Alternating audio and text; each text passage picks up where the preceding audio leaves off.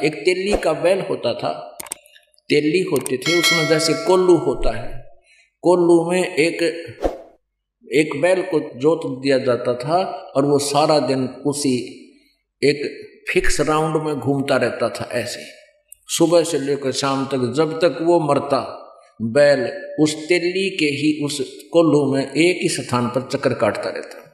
तो ये बताते हैं कि तुम इस काल की साधना करके उस तेली जैसे बैल बने हुए हो, कभी स्वर्ग में गए, फिर गधे बने, कुत्ते बने, सुअर बने, फिर देवता बने, फिर गधे बने। अब परमात्मा क्या बताते हैं, ये अरहट का कुआ लोई या गढ़ बन जा है सब कोई, कीड़ी कुंजर और अवतारा हरहट डोर बंधे कई बारा। ये चतुर्भुजी भगवान कहावे, हरहट डोर बंधे सब आवे। ये कोटिक करता फिरता देखा, हरहट डोर कहूं सुन देखा। अपरमात्मा कहते हैं जय कोई कहा हमारा माने। तो सतलोक में सचखंड के अंदर निश्चय आने। तो परमात्मा हमें बताना चाहते हैं कि जो साधनाएं तुम कर रहे हो, करते आए हो, उससे ये दुर्गति सभी प्राणियों की हुई है। कहते हैं एक नारी त्याग दीनी, 5 नारी गैल वे, पाया न द्वारा मुक्ति का सुखदेव करी बहु सैल वे। तो पुणात्मा सत साधना जो जब तक जीव को नहीं मिलती, ये चाहे घर त्याग का कितना धक्के खा लो, चाहे कितनी साधना कर लो, पूर्ण संत नहीं मिलेगा और सत साधना नहीं मिलेगी तो इसकी दुर्गति समाप्त नहीं हो सकती।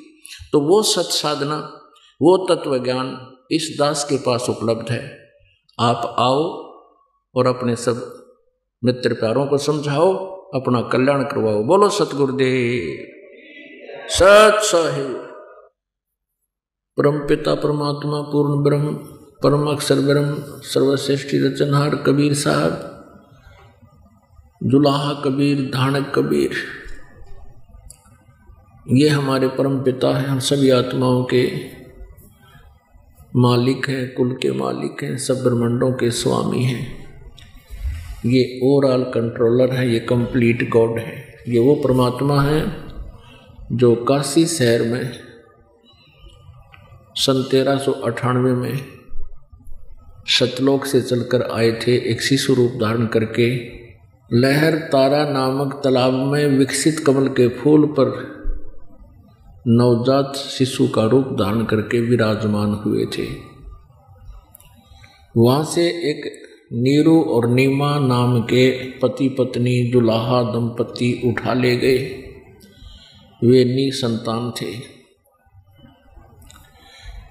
ये पिछले संस्कारों से परमात्मा उनको इस तरीके से मिले थे। परमेश्वर कहते हैं जो जन हमारी शरण है, ताका हूँ मैं दास, और गेल गेल लाग्या फिरूं जब तक धरती आकाश। जो बच्चा गौ की नजर में, यों साईं को संते, भक्तों के पीछे फिर ये भक्त वत्सल भगवंत। पिछले संस्कारों वश अपने वचन अनुसार ये परमात्मा जुलाहा दंपति को शिशु रूप में प्राप्त हुए और ये ऐसी लीला प्रत्येक युग में करते हैं और फिर जुलाहे का कार्य करने लगे। जुलाहा वर्ण में जन्म तो मालिक का नहीं था, लेकिन ये स्वयं आकर प्रकट हुए थे। सहशरीर आते हैं, सहशरीर जाते हैं। ना सतगुरु जननी जने, इनके माना बाप, पिंड ब्रह्मांड से बाहर है, जहां न तीनों ताप। वो परमेश्वर वेद भी बताते हैं कि वो पूर्ण परमात्मा को वो माँ से जन्म नहीं लेता, स्वयंभू है, परिभू है, स्वयं गति करके सतलोक से चलकर आता है। वो ऊपर प्रकाश में स्थान यानी सतलोक में रहता है, वहाँ से चलकर यहाँ ज्ञान देने के उद्देश्य से परमात्मा आते हैं। तब वो एक जनसाधारण की लीला करते हैं, अपना निर्वाह भी एक जनसाधारण की तरह करके दिखाते हैं। ये वेद में प्रमाण है। ऋग्वेद मंडल नंबर 1 सूक्त नंबर 31 मंत्र 17 में अनुवादकर्ताओं ने वेदों को ठीक से समझा नहीं, उन्होंने अनुवाद ठीक नहीं कर रखा, लेकिन मूल संस्कृत सही प्रमाण कर रही है। वो परमेश्वर हमें आकर बताते हैं कि आप जी सभी पुण्यात्माएं यहाँ के वासी नहीं हो, आप सतलोक के रहने वाले हो। पुण्यात्माओं, जब तक आपको परमात्मा की शरण नहीं मिलती, तत्व ज्ञान नहीं मिलता, तब तक हम कोरी बकवाद पसंद करते हैं। फिल्मी गाने, बढ़िया और भी डांस, डीजे और शराब, भांग, तंबाकू, पान खाना, जो एक मनुष्य का आहार नहीं है, उसको हम करते हैं। फिर जब हमें ज्ञान होता है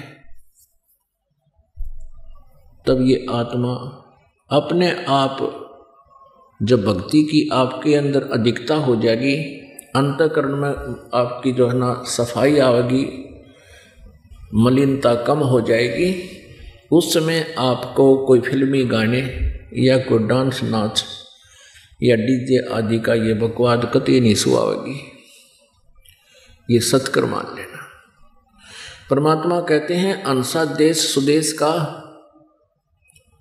और पड़ा कुदेशा आए, और जिनका चारा मोतियां वो गोग्यों क्यों पति आए। जैसे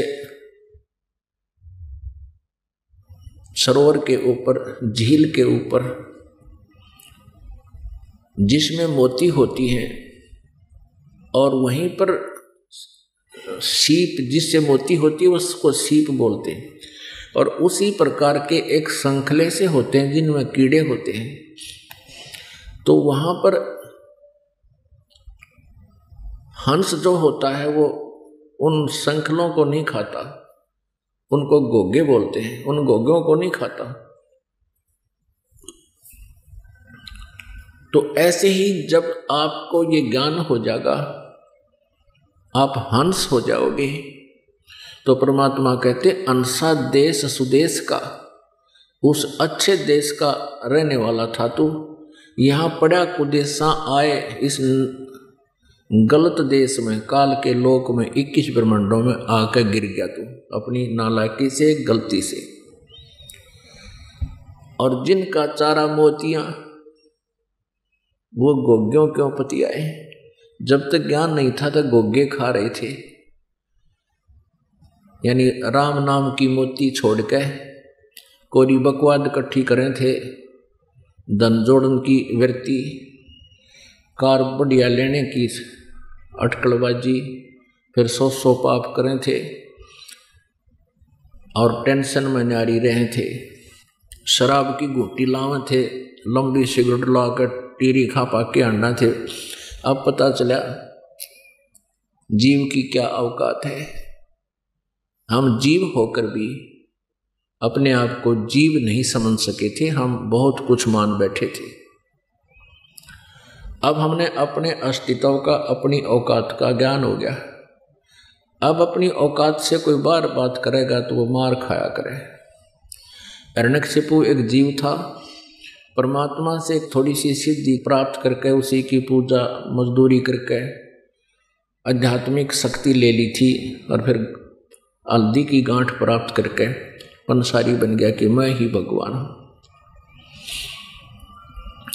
परमात्मा ने बताया है कि मैं करे सो मारिए, तू करे सो छूट बे, इस मार में होशियार बंदे, गधा बने के ऊंट बे। हूँ करे सो गद्दा होई, मैं करे सो बोक बे, बंदा बेसारे बंदगी तो स्वान है सब लोक बे। कहते हैं जो मैं करता है, मैं ये कर दूंगा, मैं वो कर दूंगा, ये सबसे बड़ी भूल है इस प्राणी की। जीव नहीं कर सकता कुछ भी। अब किसी को पैरालिसिस हो जाता है, अधरंग हो जाता है, हाथ भी नहीं उठता, बांगा मुंह हो जाता है टेढ़ा मुंह, और माखी बड़े और लिकड़े लाल पड़े, तो हमने पता लग गया हमारी क्या औकात है, क्या बुनियाद है हमारी। तो अब हम अपनी इस भूल को सुधार के परमात्मा की भक्ति करेंगे। ये आत्मज्ञान है। अब जितने भी संत हैं आत्मज्ञान पर घाटा जोड़ रहे हैं। आत्मज्ञान हो गया, आत्मज्ञान हो भी गया तो परमात्म ज्ञान बिना उसका क्या बनेगा। आत्मज्ञान क्या है? अपने बारे में जानकारी कि मैं क्या हूँ, कौन हूँ, कहाँ से आया हूँ, यहाँ किस लिए कष्ट उठा रहा हूँ। दिस इज आत्मज्ञान। ये है आत्मज्ञान। तो इस तरह के कला टूट गया। हमें पता भी लग गया कि हम यहाँ कैद में पड़े हैं और हमारे पास कोई यहाँ कैद से निकलवाने वाला कोई है नहीं, कोई जमानती लेने वाला नहीं, कोई जमानत लानिया नहीं, कोई वकील कर रखा नहीं। हमें ज्ञान भी हो गया तो हम बाहर कैसे आएंगे। तो ऐसे ये तो आत्मज्ञान है। परमात्मा कहते हैं कूप की छाया कूप के माही, ऐसा आत्मज्ञान। जैसे कुएं की छां कुएं तक सीमित होती है, वो बाहर कोई लाभ नहीं उसका।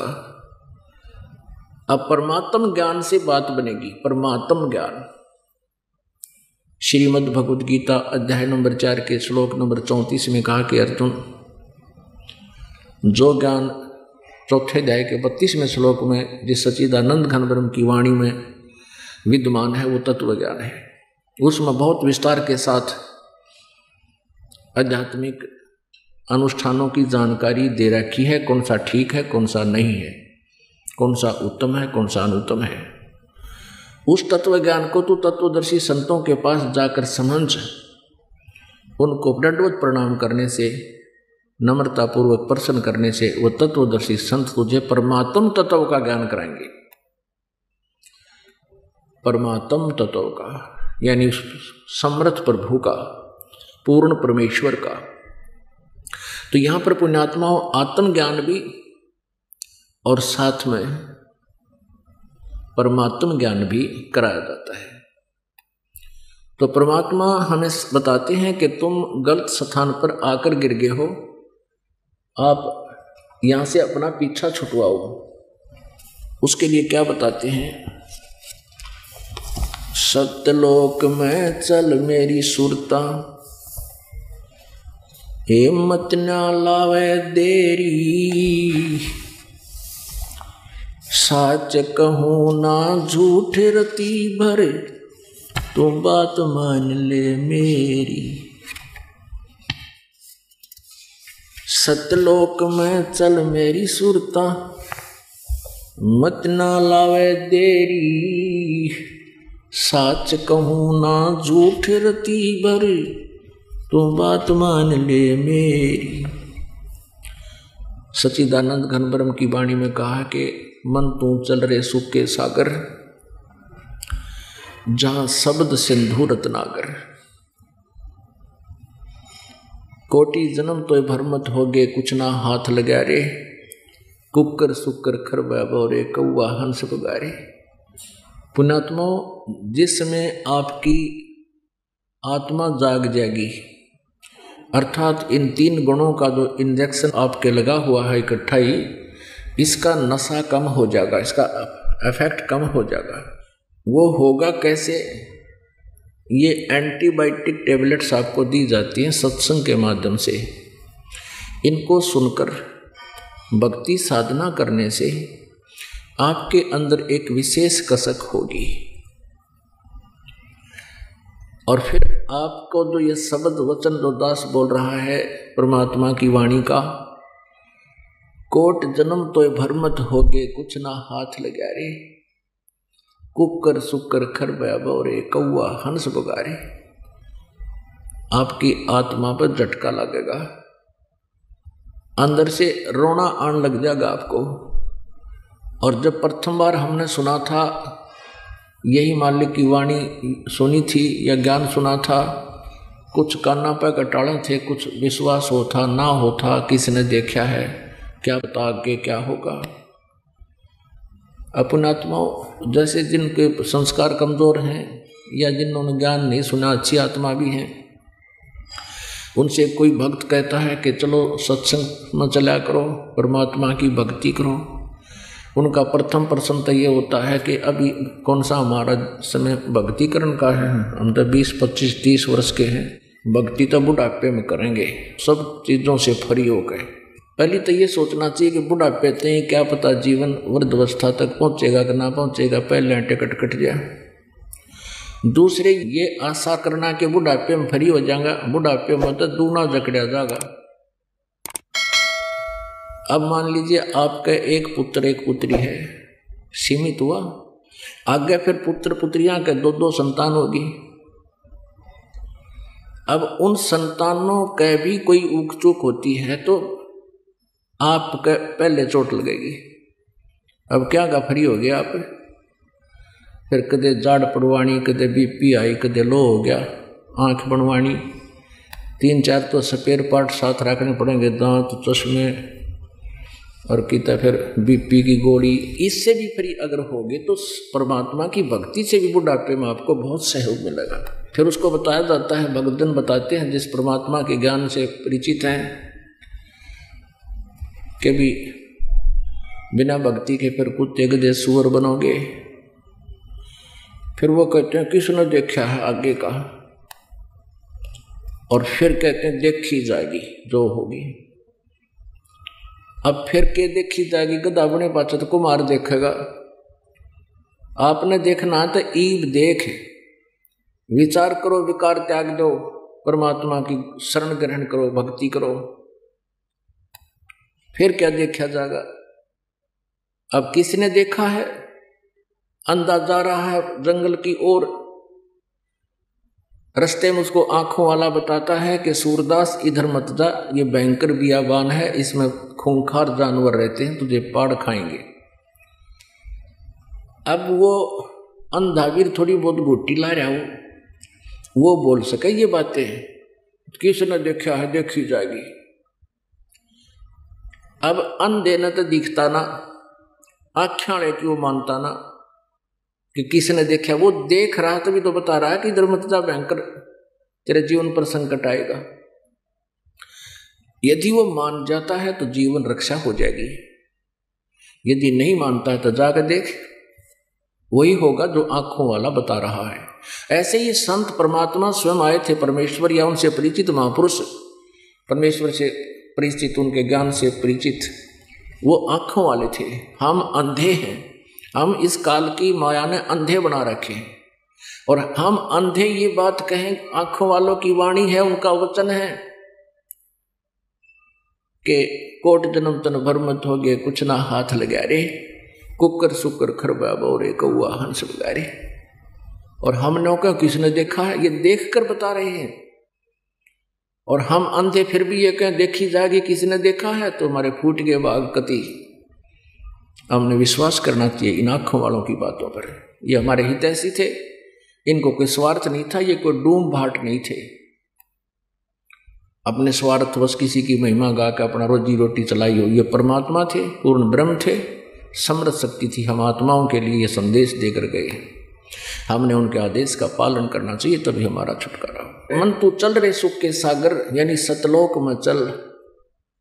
गीता जी अध्याय नंबर 18 के श्लोक नंबर 62 में कहा है, अर्जुन तो सर्वभाव से उस परमेश्वर की शरण में जा जो गीता ज्ञानदाता से अन्य परमेश्वर पूर्ण ब्रह्म है। उसकी कृपा से तो परम शांति और सनातन परम धाम को यानी सतलोक को प्राप्त होगा। परम शांति यानी पूर्ण सुख, तो वो सुख सागर है, सतलोक है, वो सनातन परम धाम सचखंड है।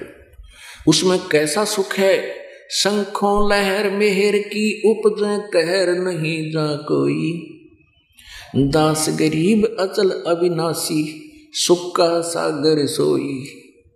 जहाँ कोई दुख नाम की वस्तु नहीं, जैसे समुद्र के अंदर गहरा चले जाते हैं जहाज में बैठकर, तो वहाँ फिर जहाज के अतिरिक्त वहाँ कोई वस्तु नजर नहीं आती है, जहाँ देखे जल ही जल, जल ही जल, जल ही जल। ऐसे ही सुख सागर सतलोक के अंदर सुख ही सुख, सुख ही सुख, वहाँ किसी प्रकार की टेंशन नहीं। पुण्यात्माओं, आपने स्वर्ग की सतिथि पता लग गया। जैसे कल सत्संग में सुनाया था कि श्री ऋषभदेव जी जैन धर्म के प्रवर्तक वो बाबा आदम बने और बाबा आदम जी स्वर्ग में बैठे हैं और स्वर्ग में बैठे हुए दाईं तरफ देखते हैं तो स्वर्ग में उसकी अच्छी आत्माएं, अच्छे संतान सुखी है, उसको देखकर हंस रहे हैं। बाईं तरफ उसकी निकम्मी संतान थी, उनको कष्ट दिया जा रहा है, उनको पीटा जा रहा है, उनको यातना दी जा रही है, उनको देखकर रो रहा है। स्वर्ग में भी चैन नहीं। 21 ब्रह्मांड में आग लगी है, यह कृत्रिमबाजी सब है, ठगी है। ऊपर के लोकों में, ऊपर का लोक एक स्वर्ग जिसको हम स्वर्ग बोलते हैं, ब्रह्मलोक इस ब्रह्मांड का सबसे टॉप मोस्ट रेस्टोरेंट है। उसमें हर तरह की बकवाद है। जो यहाँ पृथ्वी पर बकवाद नहीं उपलब्ध होती वो स्वर्ग में होती है। नाचना गाना बकवाद रंडी पैसा हुआ सब कोरी बकवाद स्वर्ग के अंदर। और यहाँ से पुण्य कर्म करके जो प्राणी जाता है उनकी पुण्य सारे डिपॉजिट कर दिए जाते हैं। और वो जितने भी नाच गाने देखता है, जैसे भी कहीं जाता है, वहाँ तो केवल सैर सपट्टा है, कर्म क्षेत्र नहीं है। स्वर्ग की परिभाषा बताते हुए आपको समझाते हैं कि जैसे कोई धनी व्यक्ति,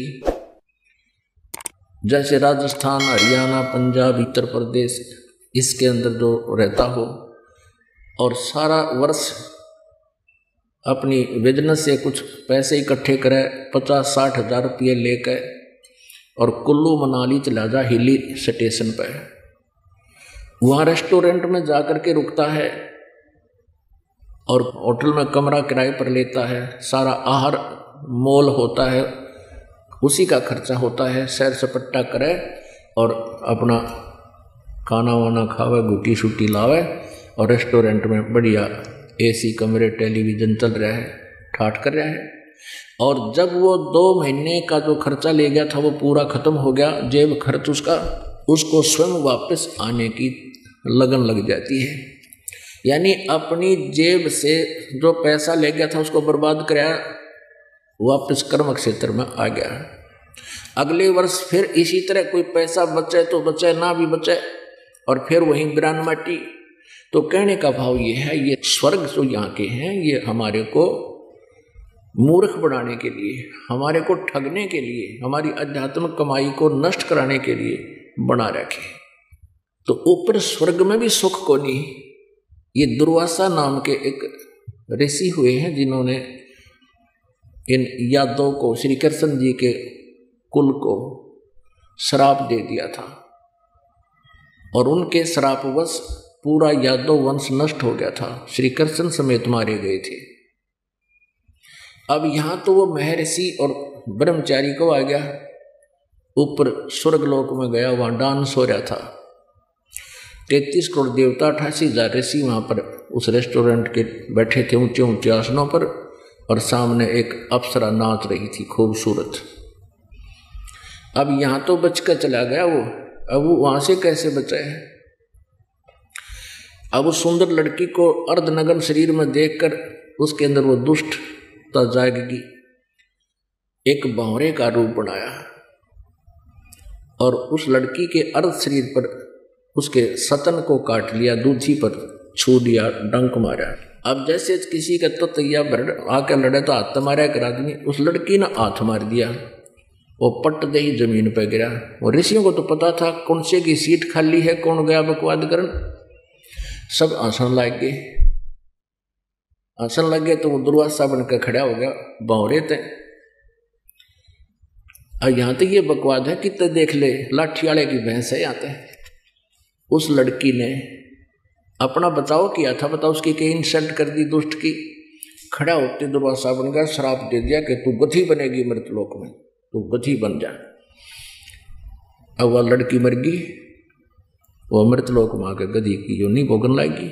अब इस तरह उसने यहाँ साधना की, यहाँ तो दुनिया की दृष्टि में बाल ब्रह्मचारी और वहाँ बकवाद जा करी और अपनी कमाई को नष्ट कर दिया। उस लड़की को श्राप दे दिया, उस दिए हुए श्राप की उससे उसकी भक्ति अक्षीण हुई और पाप अकाउंट में लिखा गया।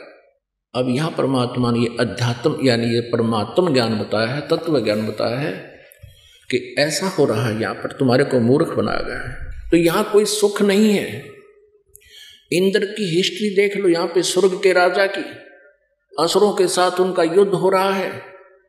एक बार लिखा कि राक्षसों ने इंद्र की गद्दी को छीन लिया, इंद्र को मार मार कर भगा दिया, देवता भाग गए सारे की तरह छुप गए।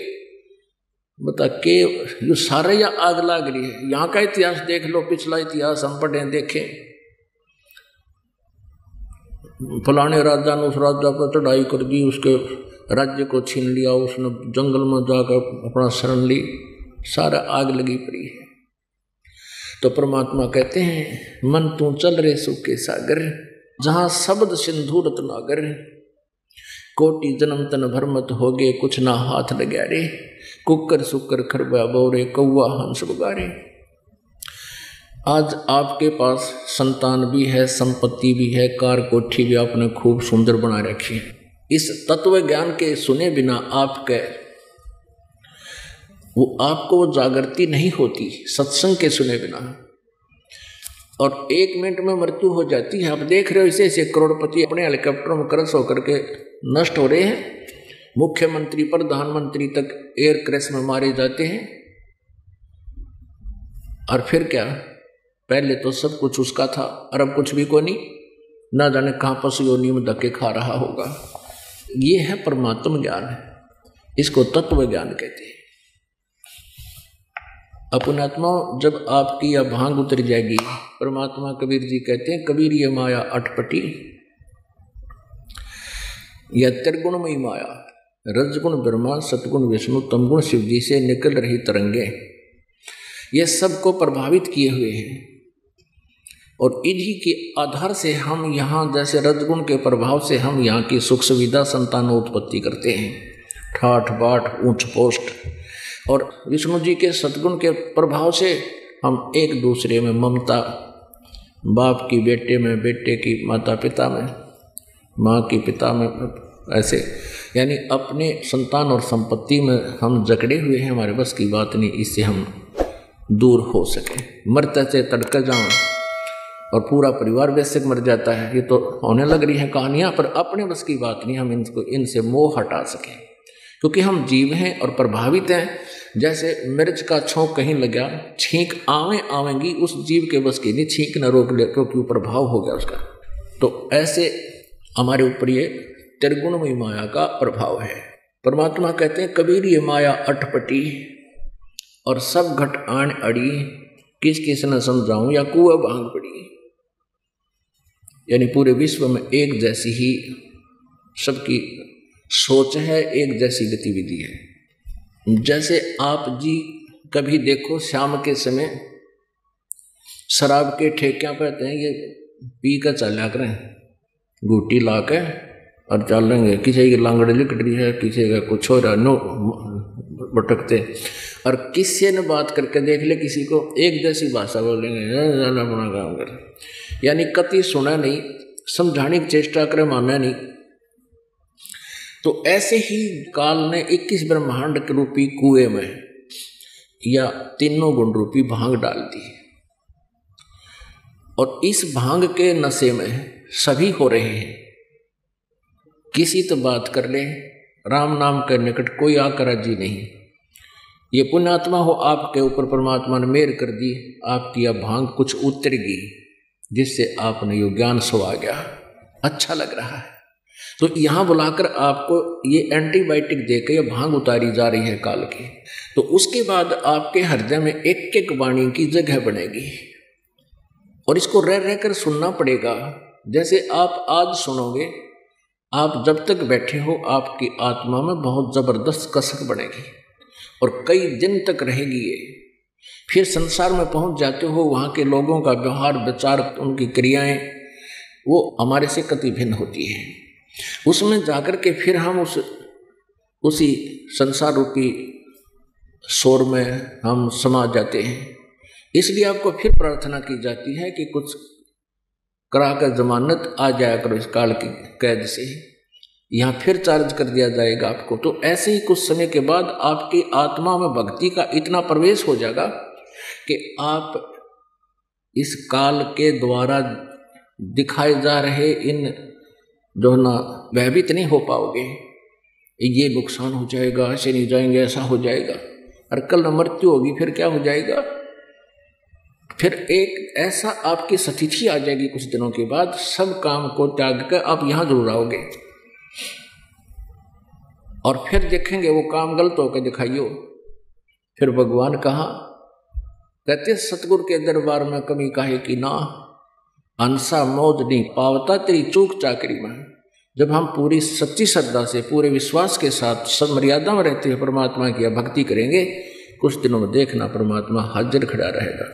तो परमात्मा कहते हैं उस सुख के सागर चल, कोटि जन्म तू राजा की न्या, और मिट्टी न मन की आशा, भिक्षुक होकर दर दर घूमया, ये मिला नी निर्गुण रासा। इंद्र कुबेर ईश की पदवी, और ब्रह्मा वरुण धर्मराया, विष्णुनाथ के लोक को जाकर तो फिर भी उल्टा आया। इंद्र कुबेर ईश की पदवी, ओए होए। क्या बताते हैं, जैसे एक समय एक मार्कंडे नाम के ऋषि थे, वो बंगाल की खाड़ी में तप कर रहे थे। इंद्र किसे कहते हैं, स्वर्ग का राजा, और स्वर्ग के राज्य की प्राप्ति तप से, और दूसरा तरीका है उसको पाने का ये धर्म यज्ञ करने से। एक धार्मिक यज्ञ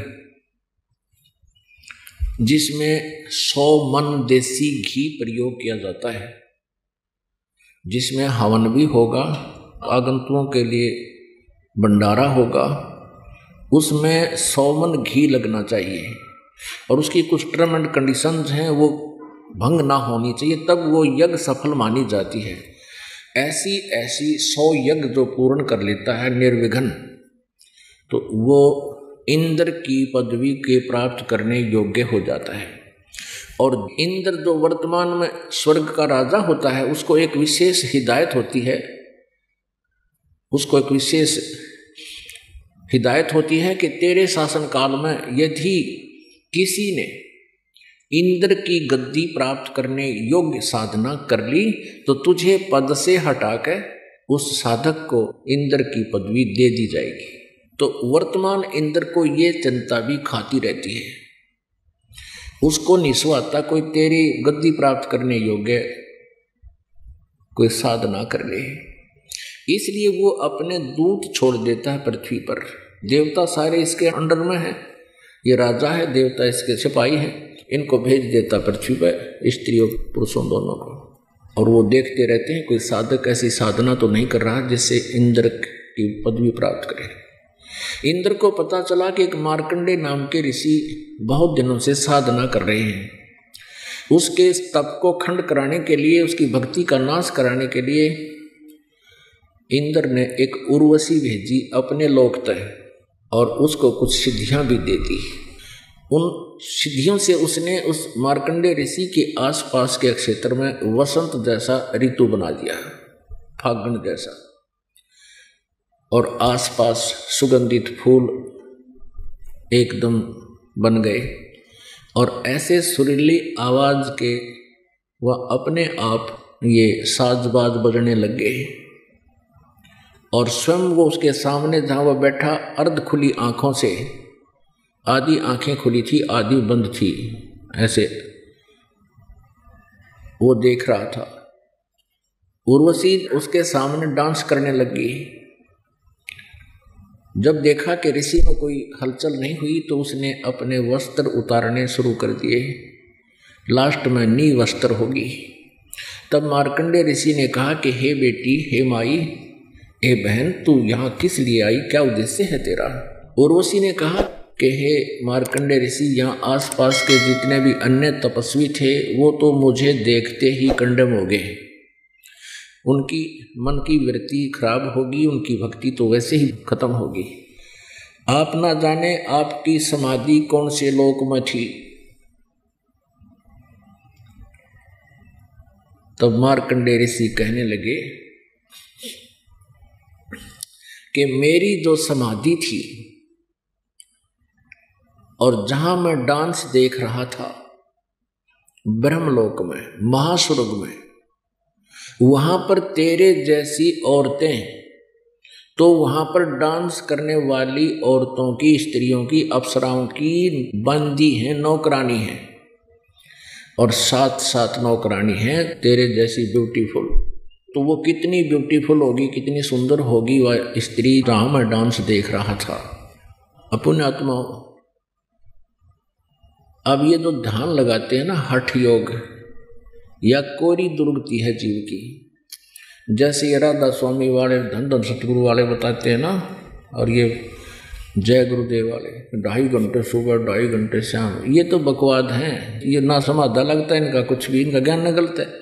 वो तो वर्षों तक तो इसका अभ्यास प्रैक्टिस किया जाता है, दिन रात बैठ करके। पहले अच्छे स्वस्थ शरीर थे, मौसम ठीक था, और पहले एक श्वास उश्वास की क्रिया करके और सूक्ष्म श्वास बनाकर इस शरीर को साधा जाता था, और अंदर इस शरीर में एक अमृत बनता है अपने आप, और उसको शरीर में ही प्रयोग किया जाता था। उस क्रिया को करके उसको अमृत क्रिया बोलते थे। ये तो नकली हैं जो अब वर्तमान में बता रहे हैं, इनकी किसी की अमृत क्रिया नहीं हो रही। तो उसके बाद क्या होता था, अमृत क्रिया चालू हो जाती थी तो निराहार रह सकता था वो व्यक्ति कई वर्षों तक। तो फिर वो एक स्थान पर बैठते, यानी ये खाड़े करा करते, जब इनकी लाख लाख वर्ष की उम्र थी उस समय की, ये पाँव पीट रहे हैं और हाथ इनका कुछ आया नहीं क्योंकि साधना गलत थी। तो फिर वो बैठ जाते थे। इस शरीर के अंदर चैनल लगे हैं, मूल कमल, हमारी रीढ़ की हड्डी जो बैकबोन है, इसके अंदर की तरफ जहाँ ये एंड होता है नीचे गुदा के पास, इसकी एंड से 2 उंगल ऊपर अंदर की साइड में ये मूल कमल है, गणेश जी का वास है। उससे 2 उंगल ऊपर यानी 1 इंच ऊपर ये ब्रह्मा जी का कमल है, जिसको स्वाद चक्र बोला है संत लैंग्वेज में। उसके बाद फिर नाभि सुंडी जो है, इस नाभि के सामने पीछे और बैकबोन के अंदर की तरफ वहाँ एक कमल है जिसको नाभि चक्र बोलते हैं, विष्णु और लक्ष्मी जी का वास है। और फिर हृदय कमल है, ये दोनों सतनों के बिल्कुल सेंटर में, और इस दिल में नहीं, यहाँ हृदय माने मध्य बोलते हैं, और बैकबोन के साथ में पीछे को एक हृदय कमल है, उसमें शिव और